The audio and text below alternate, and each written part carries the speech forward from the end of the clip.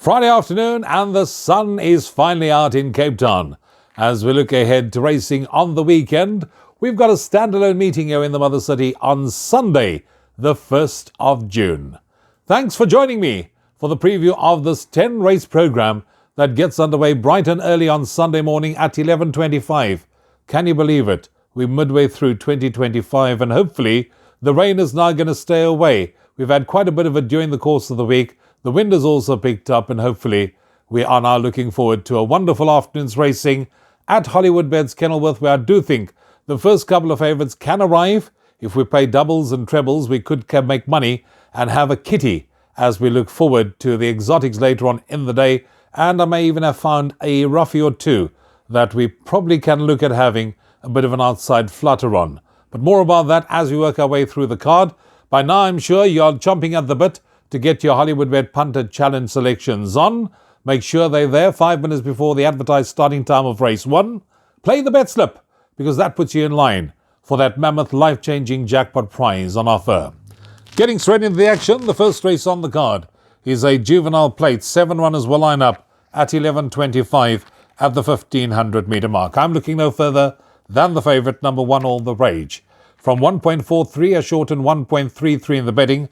I think the right one, third in the Grade 3 Cape Nursery last time out, will enjoy the step up to 1500. The kind of horse that's still on the up, now with it having its third career start, any amount of natural progress can still be expected. Good to see Alda de Meyer retain the ride for the inform Candace Bass Robinson yard, so I think we'll be off to a winning start. Number 1, All the Rage to win it, ahead of number 3, Roland Garros. For third, we're going 4, Rudolph Hurst, and fourth, number 2, Sierra Sigrada. Second race, middle stakes, 6 runners will line up at the 1400 metre mark. So now if we take number 1, All the Rage in the first, on to race 3, Give Me That Pearl in the second, and we play the double, and that arrives, we should have money for the place accumulator that starts in race 3. We probably can start the buy pot here in race 2 at 12 o'clock with a banker and go number 3, Give Me That Pearl. This horse, I thought, delivered a very good run last time out when kicking on nicely to finish third in the listed ladies mile and returned to have coughed. So that was a run full of merit, coupled with the fact that the form line of that race has been franked by a horse called Beware the Bomb, who subsequently come out and won. This horse has won over the course and distance before, and I do think this will be the second time round that it will unsettle in the number 1 box. So I'm going 3, Give Me That Pearl to win it, ahead of 5, Kamchatka. For third, number 6, My Only Weakness, and fourth, number 4, Russian Royal. Third race of the day is the opening leg of the place accumulator. It is a B stakes, where 4 of the 6 runners come from the Justin Snaith yard, and it's the James Crawford outfit that sends out the favourite here, number 4, 006, who's at 2.27 to 1. I can see why this horse is favourite. Beat a horse called Baton Rouge last time out, and Baton Rouge has subsequently come out and gone very close next time out. Of the 4 Snaith runners, I like number 1, We Have Touchdown, currently at 3.33 to 1 in the betting. I think that based on this horse's last run, should take a power of beating here. Ran on nicely to finish second over 1800, will enjoy the step up to 1950. The horse that finished third that day behind him was a horse called Pinot Grigio. If you look in this race, you'll see Pinot Grigio happens to be number 5, and there you can see it. Third, behind, We Have Touchdown, to finish second in the race that was won by La Peluga and has subsequently come out and won. He's now a kilo and a half worse off with number 1, We Have Touchdown at the weights. Craig Zaki retains the ride, and I do think that We Have Touchdown can go one better here. So 1, We Have Touchdown to win it, ahead of 4, 006. For third, I'm going with 3, Song to the Moon, and fourth, number 2, Express Yourself. Fourth race is the first leg of the pick 6. I'm going banker, and in fact, you know what I'm going to do? Take the treble. 1, All the Rage, on to race 2, where we're going with number 3, Give Me That Pearl, on to number 2, Past and Present, and if that treble arrives, we'll have money for the jackpot. I think Past and Present, Justin Snaith, JP van der Merwe should take the lion's share of the prize money. This horse has got solid recent form, but many of you will say, yes, has been very costly to follow. Finished third last time out, and then second, whole string of seconds, and started favourite on more than one occasion. So this horse does owe us. I fully agree with you, and I do think Sunday's the day that past and present will deliver. I think he can go one better. He loves to race up handy. If he kicks away at the right time, he'll be hard to peg back in the run to the wire. So we're going 2 past and present to win it, ahead of 3 Beautiful Side. For third, I'm going with 9 Real Stunner, and fourth, number 10 Moment of Truth. Race 5, we'll have free money to play the first jackpot, which starts at $13.45 if our treble arrives and those 3 favourites come home nicely. Race 5 is a Class 4 fillies and mares benchmark 80, where 13 runners will line up at the 1400 metre mark. This is a race that has got a very wide open look about it. The betting suggests pretty much the same.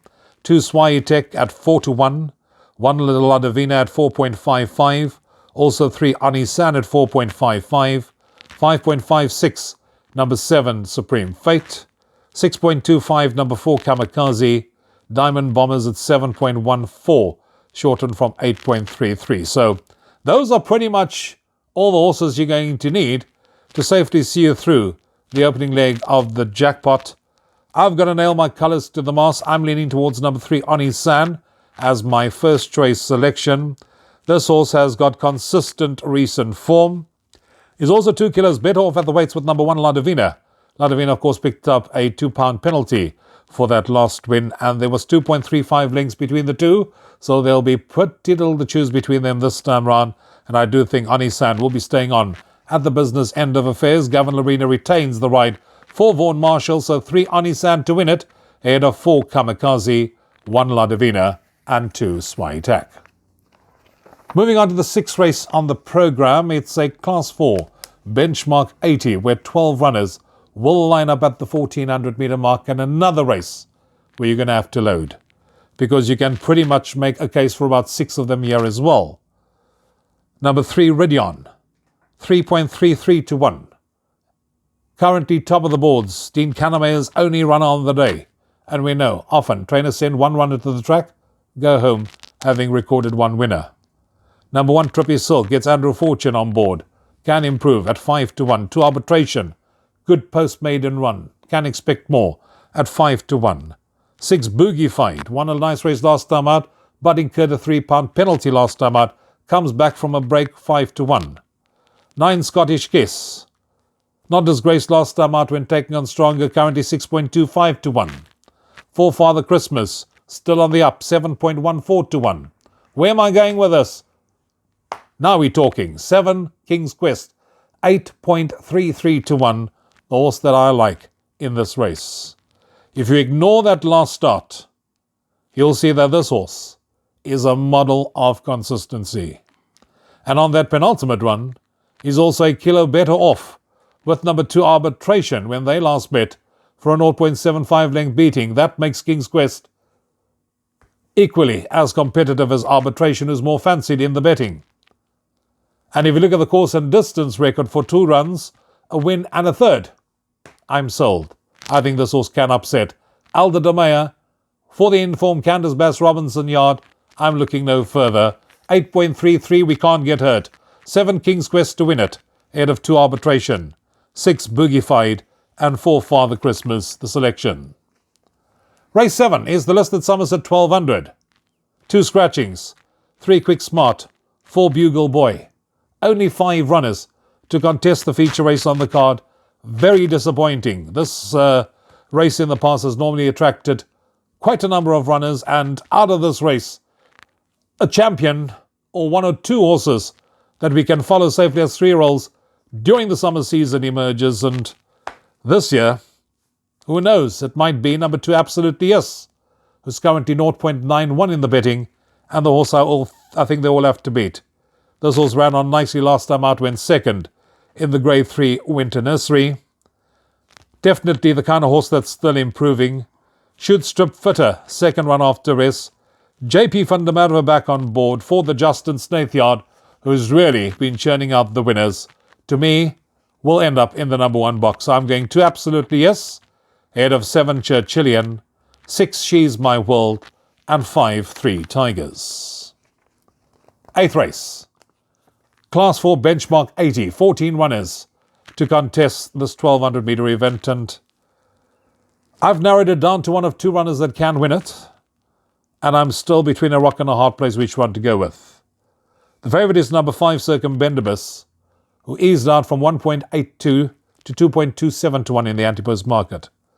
This horse ran a good second last time out, sat just off the pace, moved up, but then got one out of it in the closing stages. Good to see JP van der Merwe back on board and can go one better this time round. Having said that, number 2, Worldly. Often slow away, and that's the one thing that's sort of nagging me about his chances. He's much better than that last effort that he put in. If you look at his form prior to that, he certainly is a model of consistency, and if he repeats that penultimate run, he'll certainly be doing his best work late in the closing stages. If you look at his course and distance record for 4 runs, 1 win, and with Richard Free now on board, number 2, Worldly, I do think he will give him a very good account of himself in this race because he's having his peak run and should be cherry ripe to deliver. So where do we go? 2 from 5, 5 from 2. I tell you what, let's go for the value. 2 Worldly to win it, ahead of 5 Circumbendibus, 13 Dive Bomber, and 3 One Liner. That takes us on to the penultimate race on the programme. Race 9 is the Class 5 Fillies and Mares Benchmark 66, where 17 runners will line up at the 1200 metre mark. It doesn't get any easier as we get to the end of the day. 4 to 1 the field, 3 Becky Sharp is at 4 to 1 along with the 2-year-old, number 15 Music of the Night at 4 to 1. I really looked at Music of the Night first time round and thought, oh, this is the kind of horse that can win, but realised a 2-year-old in open company, yes, they have been winning, make no mistake, Richard Free and Justin Snaith. But this horse does come back from a bit of a break. It's 4.55, number 9, Electromagnetism. And then it's 7.14 bar those. I'm going with number 3, Becky Sharp. This horse is also often slow away. Course and distance record says 8 runs for 1 win and 3 seconds. This horse does come into the race off the back of 2 seconds in a row. Sean Veal knows her very well. He's back on board. Vaughan Marshall, the trainer, I do think can go better than that last 2 seconds this time round.